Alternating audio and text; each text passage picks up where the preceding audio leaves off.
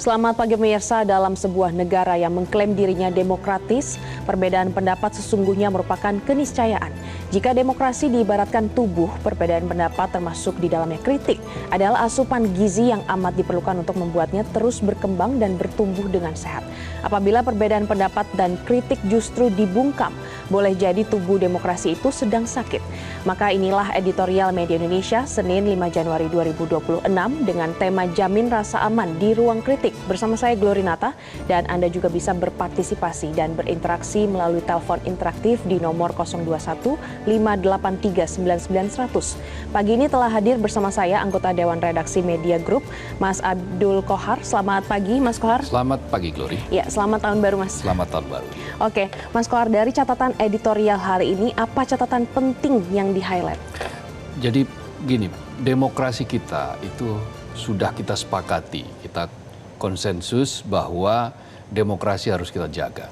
Bahkan Presiden Prabowo di Asta Cita yang pertama ya kan ada 8 misi besar, visi dan misi besar yang akan dibawa oleh Presiden Prabowo dalam pemerintahannya sekarang itu adalah menumbuh kembangkan demokrasi. Nah, salah satu bentuk demokrasi yang hidup itu adalah menghormati, menjalankan, menegakkan kebebasan berpendapat. Termasuk kebebasan berpendapat itu adalah menyampaikan kritik di ruang publik. Nah, kritik di ruang publik itu adalah bagian atau esensi dari demokrasi. Dia tidak boleh dimatikan. Sudah banyak prinsip-prinsip universal yang disampaikan oleh berbagai ahli ya, yang menyatakan bahwa pentingnya sebuah demokrasi, pentingnya kebebasan berpendapat dalam sebuah demokrasi, karena dia akan menentukan, dia itu jantungnya, kira-kira ibaratnya begitu. Maka ketika ada teror, ada intimidasi terhadap siapapun warga negara, apakah dia itu pemengaruh, influencer ya maksudnya, atau relawan, atau aktivis, atau siapapun yang menyampaikan kritik terhadap pemerintah, tidak boleh kritik itu kemudian dibungkam. Kritik itu harus tetap hidup karena dia esensinya adalah vitamin. Dia dibutuhkan untuk ibarat tubuh ya, demokrasi itu. Kritik itu akan membuat tubuh itu menjadi sehat. Bayangkan sebuah negara, sebuah pemerintahan tidak boleh atau tidak memberikan ruang terhadap kritik atau membungkam kritik. Maka yang muncul kemudian itu seolah-olah baik. Pemerintahannya seolah-olah baik, semuanya berjalan seolah-olah baik, tetapi faktanya ternyata memang ada bolong di sana-sini. Oke, tapi kalau melihat fenomena yang terjadi belakangan ini, apakah ruang kritik kita saat ini masih sehat ataukah ini menjadi ancaman serius bagi demokrasi? Nah, ternyata kan yang kita saksikan ada teror. Meskipun ya tentu pemerintah mengecam itu sudah disampaikan melalui juru bicara Anggara K. Prabowo yang menyatakan bahwa pemerintah tidak mentoleransi apapun, ya segala apapun yang dalam bentuk teror dan intimidasi. Tentu ini harus dibuktikan secara lebih jelas dengan cara apa? Mengusut tuntas, mengusut siapa dalang di balik teror ini, ancaman terhadap kebebasan berpendapat ini. Jadi kalau kebebasan berpendapat ini tidak segera dicari siapa dalangnya, siapa aktornya, siapa yang mastermind-nya, maka ya selamanya kita tidak punya ruang, ya kita tidak punya ruang yang sehat, ruang yang aman untuk menyampaikan kritik, dan itu berbahaya. Oke, sebelum kita membahas lebih lanjut, mari kita saksikan bersama pemirsa, inilah paket editorial Media Indonesia, Jamin Rasa Aman di Ruang Kritik.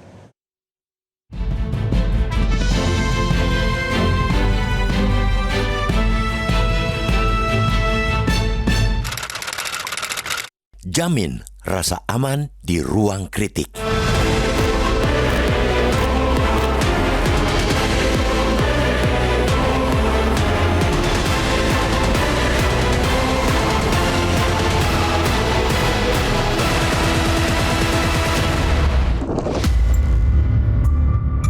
Dalam sebuah negara yang mengklaim dirinya demokratis, perbedaan pendapat sesungguhnya merupakan keniscayaan. Jika demokrasi diibaratkan tubuh, perbedaan pendapat, termasuk di dalamnya kritik, adalah asupan gizi yang amat diperlukan untuk membuatnya terus berkembang dan bertumbuh dengan sehat. Apabila perbedaan pendapat dan kritik justru dibungkam, boleh jadi tubuh demokrasi itu sedang sakit. Makin lama dibiarkan, demokrasi bakal sakit-sakitan. Kalau sudah begitu, tinggal tunggu waktu saja ia akan sekarat dan perlahan menuju kematian. Kekhawatiran terjadi situasi pahit seperti itu menyeruak setelah kita menyaksikan rentetan peristiwa teror yang menimpa sejumlah kreator konten dan pemengaruh atau influencer di tanah air. Mereka yang terkena teror itu belakangan memang acap mempublikasikan konten kritik terkait dengan penanganan pemerintah untuk bencana Sumatera. Ada DJ Doni yang dikirimi bangkai ayam tanpa kepala dan surat ancaman yang isinya mengaitkan dengan aktivitasnya di media sosial. Tak cukup sampai di situ, beberapa hari kemudian rumahnya juga dilempari bom molotov. Ada juga Shirley Anavita yang mobilnya dicoret-coret dan Cikita Fauzi yang mendapat ancaman digital dengan gambar kepala babi. Teror semacam ini mengingatkan kita pada ancaman serupa yang pernah dikirimkan kepada jurnalis Tempo beberapa waktu lalu. Saat itu, kantor Tempo dikirimi kepala babi. Entah siapa pengirimnya, yang pasti seperti hanya ancaman yang ditebar beberapa hari terakhir ini. Aksi itu adalah teror terencana dari pihak yang tidak terima dengan kritikan publik. Perilaku para peneror itu harus kita pandang sebagai tindakan yang telah melampaui batas kewajaran. Ketika mereka yang kerap bersuara kritis di ruang digital harus menghadapi ancaman di dunia nyata, bahkan sampai merangsek ke pintu rumah mereka. Itu jelas sangat mencemaskan. Teror fisik dan intimidasi yang menyasar ranah privat bukan lagi sekadar dinamika media sosial, melainkan serangan nyata terhadap pilar-pilar kebebasan berpendapat. Di era digital saat ini, para pemengaruh adalah pilar baru dalam diskursus publik. Menyerang mereka sama artinya mencoba memutus kritik dan opini alternatif di tengah banjirnya informasi dari sumber tunggal. Kita patut memberi apresiasi atas sikap pemerintah melalui Kepala Badan Komunikasi Pemerintah BKP, Angga Raka Prabowo, yang mengecam keras segala bentuk intimidasi terhadap warga negara. Pernyataan pemerintah bahwa negara menolak tunduk pada cara-cara premanisme dalam menanggapi kritik menunjukkan pemerintah menyadari keselamatan setiap individu yang bersuara adalah pertaruhan bagi wibawa negara. Namun, kita juga mesti ingatkan bahwa kecaman saja tidak cukup. Narasi seperti itu tidak akan bergigi jika tidak dibarengi dengan penegakan hukum yang konkret dan tuntas. Kecaman memang harus disampaikan, tapi jangan hanya menjadi pemadam kebakaran sesaat untuk meredam kegaduhan publik. Kepolisian yang menyatakan mulai menyelidiki kasus-kasus teror ini harus diberi pesan tegas bahwa penyelidikan tak boleh berhenti sekadar formalitas. Mereka harus mampu mengungkap siapa aktor intelektual di balik aksi-aksi intimidasi tersebut. Publik menunggu hasil nyata, bukan sekadar laporan perkembangan perkara yang tamat di laci penyidik. Negara harus hadir untuk menjamin bahwa setiap warga negara mendapat benteng perlindungan yang aman. Rakyat bukan sasaran teror karena perbedaan pikiran dan pendapat. Jika teror dibiarkan menang, sesungguhnya negara sedang membiarkan mereka dilecehkan. Yang tidak kalah utama, kebebasan berpendapat adalah amanat konstitusi yang tidak boleh ditawar. Kritik sepahit apapun adalah cermin bagi penguasa untuk berbenah. Maka, jangan biarkan suara kritis mati yang di ujung intimidasi. Sebab, saat kritik dimatikan, sangat mungkin demokrasi yang akan mendapat giliran berikutnya, yakni menyusul mati.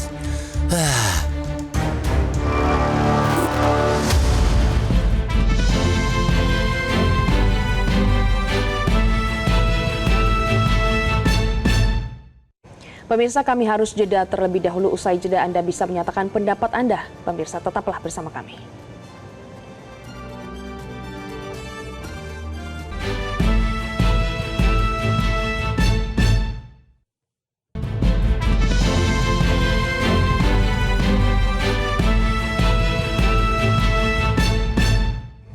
Pemirsa, Anda kembali dalam editorial Media Indonesia dan saat ini kita akan langsung menyapa pemirsa yang akan menyatakan pendapatnya. Ada Pak Ramadan dari Jambi. Selamat pagi Pak Ramadan. Selamat pagi Mbak Jam. Assalamualaikum warahmatullahi wabarakatuh. Waalaikumsalam. Waalaikumsalam Pak Ramadan. Silakan pendapat Anda untuk editorial hari ini. Sungguh menarik hari ini Pak Kohar. Kita mundur 40 tahun. Jadi kita ini seharusnya maju tapi mundur lagi 40 tahun Pak Kohar. Kalau saya menilai seperti itu. Jadi 8 ketua partai itu saya berpendapat Pak Kohar, 8 ketua partai politik itu buatlah pertemuan khusus membicarakan negara ini dengan nurani, bukan dengan nafsu. Kalau undang KUHP hari ini kita baca baik-baik, maka ke-8 orang ini akan menjerumuskan negeri ini pada kesengsaraan. Suara rakyat tidak bisa dibendung, Pak Kohar. Tidak bisa. Tolonglah ketua-ketua partai politik ini ketemu, bentuklah organisasi partai politik, raja-raja partai melihat negeri ini ke depan. Bukan mundur 40 tahun. Kalau sekarang undang-undang itu, Pak Kohar, saya mengatakan kita mundur 40 tahun. Tolong semua pakar di negeri ini supaya ketemu sebelum diberlakukan. Saya takut negeri ini bangkrut dan bubar, Pak Kohar. Sangat menakutkan. Suara anak-anak muda sekarang mengerikan, Pak Kohar, dengan undang-undang KUHP yang baru. Tolong suara kami didengar, hai pemilik-pemilik negeri ini, terutama ketua-ketua partai. Itu pendapat saya, Pak Kohar. Terima kasih. Assalamualaikum warahmatullahi wabarakatuh. Baik, terima kasih Pak Ramadan atas pendapat Anda. Gimana Mas Kohar? Mundur 40 tahun katanya, dan publik ini berharap terus kepada wakil rakyat. Ya, bahkan sebetulnya beberapa abad yang lalu itu para ahli sudah mengatakan, Voltaire misalnya, itu mengatakan bahwa saya tidak setuju dengan apa yang kamu katakan, tetapi saya akan membela sampai mati apa yang hak kamu untuk mengatakan sesuatu itu, yang berbeda itu. Jadi meskipun ini dari Voltaire, ada John Stuart Mill yang mengatakan begini, seandainya semua orang itu punya pendapat yang sama, kecuali satu orang itu yang berbeda itu tetap tidak boleh dibungkam suaranya. Mereka punya hak untuk menyampaikan pendapatnya. Jadi esensi untuk kebebasan pers itu sangat dihormati, karena manusia itu punya pikiran. Ruang publik itu harus diberi keleluasaan untuk menyampaikan gagasan, menyampaikan kritik. Nah, kalau semua kritik dibungkam, maka sebetulnya bukan hanya demokrasi yang sedang diancam, tetapi undang-undang konstitusi kita, Undang-Undang Dasar 45 itu juga sedang diancam. Karena apa? Sudah jelas di dalamnya di pasal 28, ada pasal 28E ayat 3 yang disebutkan secara tegas, secara jelas bahwa setiap orang punya hak berserikat, menyampaikan pendapat, bisa menyampaikan secara lisan, pikiran, secara bebas dan dijamin oleh undang-undang. Maka dengan menyampaikan kebebasan berpendapat yang sebebas-bebasnya, tentu di situ orang akan punya koridor tanggung jawab. Kalau orang terus bagaimana dong memaki-maki? Nah, berbeda. Menyampaikan pendapat dengan memaki-maki itu sesuatu yang tentu saja berbeda. Ekspresinya mungkin bisa jadi dengan ekspresi kalimat-kalimat yang keras. Pilihan-pilihan kata yang mungkin berbeda, ada yang lunak, ada yang keras. Tetapi tetaplah bahwa yang namanya perbedaan pendapat, menyampaikan pendapat itu harus dihormati. Jangan sampai menciptakan kesan anti kritik begitu ya Pak? Betul, dan bukan hanya kesan kalau kemudian yang muncul itu betul-betul intimidatif, ya, sikap-sikap intimidatif, teror, maka itu sebetulnya ya anti kritik. Dan sudah mengarah ke kriminal begitu ya? Ya jelas, dan negara harus bertindak. Lalu langkah konkret apa yang harusnya dilakukan negara untuk membuktikan bahwa negara itu hadir? Ya tentu saja mengusut, seperti tadi disampaikan di dalam editorial, bahwa apa yang dijanjikan oleh penegak hukum akan mengusut semua teror ini, itu harus dibuktikan dengan jelas, dengan transparan, siapa sebetulnya pelakunya.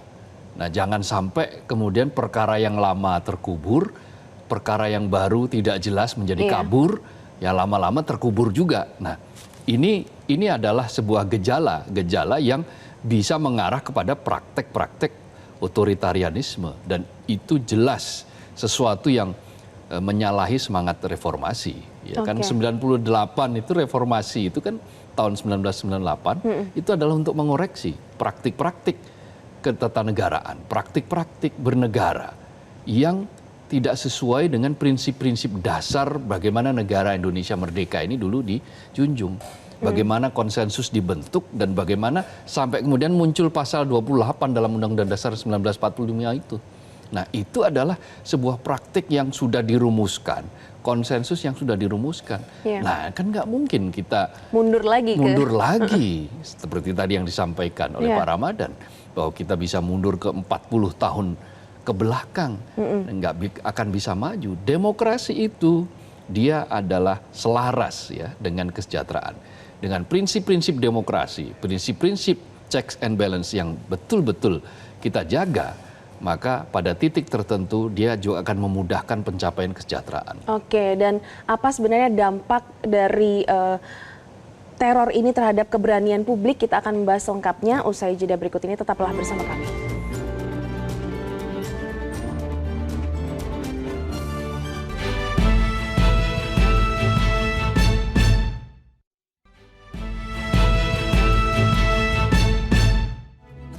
Pemirsa, terima kasih Anda kembali bersama kami di Editorial Media Indonesia, dan kita akan lanjutkan perbincangan. Mas Kohar, sebenarnya apa dampak yang kedepannya akan terjadi jika teror ini terus mengancam keberanian publik? Ya, pertama maka publik merasa tidak nyaman.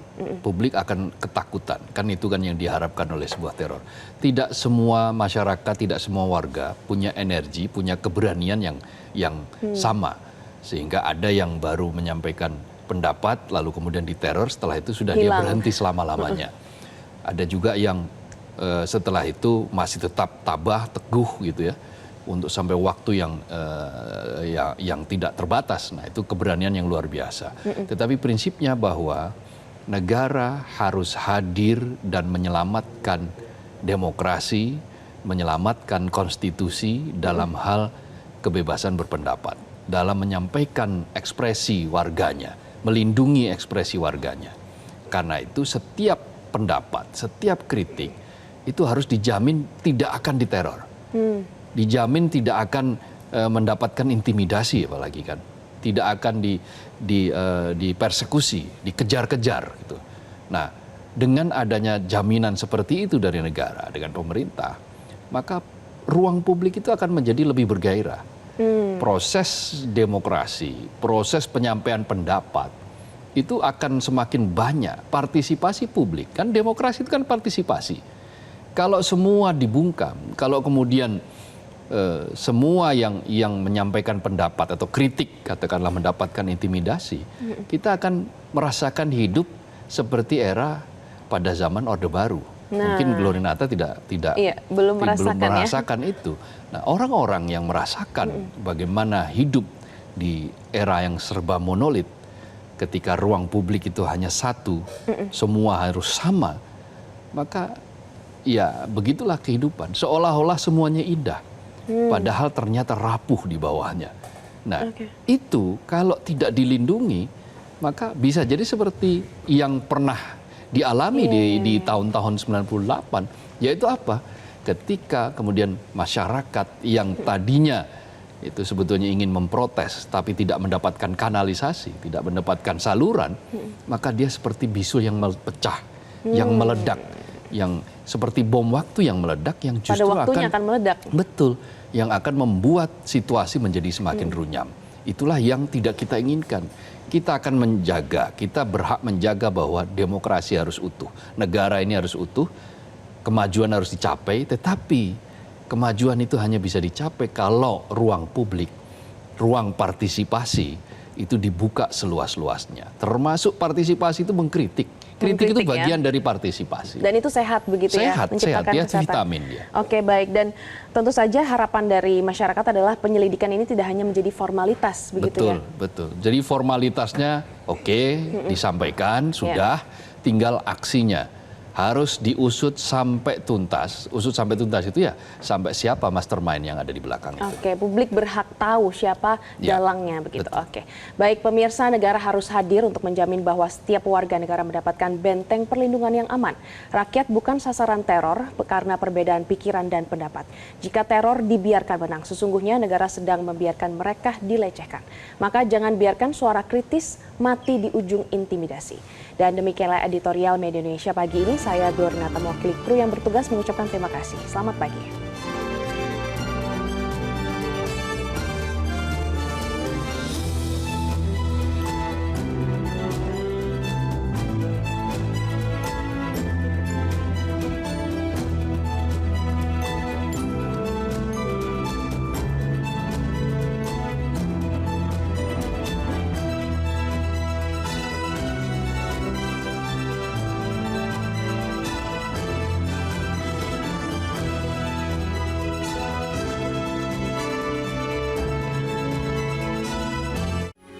Metro TV. Jelajahi cara baru mendapatkan informasi. Download Metro TV Extend sekarang.